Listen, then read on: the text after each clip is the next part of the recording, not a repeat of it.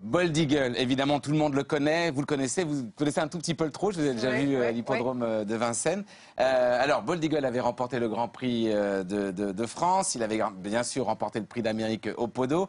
Mais il n'avait pas l'année dernière réussi à faire ce qu'on appelle la triple couronne, à gagner le Grand Prix de Paris. Eh bien, dimanche, c'est chose faite.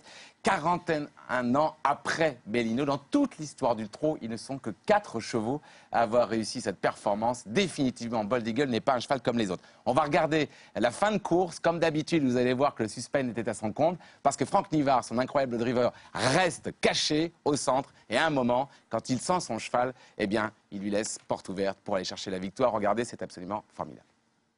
Ah, il est patient, Franck Nivard, très patient, ça va se jouer sur un déboulé, ça va aller très vite dans les 500 derniers mètres. Open Quick, Lionel qui est deuxième, Valco Genila, Bellina, Jocelyn, Briac d'Arc et Bold Eagle qui commence à revenir. Open Quick qui tente le tout pour le tout, à moins de 500 mètres de l'arrivée. Valco Genila a du mal à suivre, avec Lionel qui est là, Bellina, Jocelyn est lancé, Briac d'Arc et Bold Eagle qui patiente toujours. Franck Nivard qui joue avec les nerfs, Franck Nivard qui va lancer Bold Eagle maintenant, peut-être en route vers la triple couronne. La ligne droite qui s'annonce, Bold Eagle qui a été décalé, mais Bellina, Jocelyn a pris l'avantage avec Jean-Michel Bazir. Bellina, Jocelyn, Briac d'Arc et Bold Eagle qui passe la surmultipliée. Exceptionnel, Bold Eagle, il est magique, il est exceptionnel, c'est le super crack Bold Eagle qui remporte 41 ans après Bellino la triple couronne. Mesdames, il faut profiter de ces images, vous êtes d'accord, c'est extraordinaire. Pourquoi est-ce qu'il le garde 6 ans retrait pour... Bon, parce qu'il a confiance et le cheval n'aime pas trop être devant. S'il est tout seul, né au vent, comme on dit dans le trot, il a plutôt tendance à se dire, voilà, comme les Tabourazi, à pas faire de... Oui, absolument. Et là, il faut qu'il ait cette course. Vous avez, je crois, un jour partagé un petit peu de temps avec Sébastien Garato, qui est l'entraîneur de cet incroyable cheval. Oui, c'est ça. Oui, c'était formidable parce que sur une méthode très empirique, et c'était vraiment des beaux témoignages.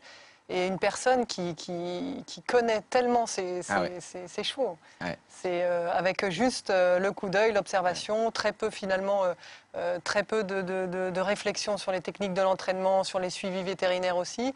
C'était, il n'est pas très âgé, il est même assez jeune encore comme entraîneur. Et c'était vraiment très intéressant. Mais c'est formidable, la maîtrise technique que les gens du trot ont. Sébastien Garato, dont vous venez de parler, l'entraîneur, et puis Franck Nivard, qui est vraiment lui aussi devenu un driver, qui maintenant rentre dans l'histoire.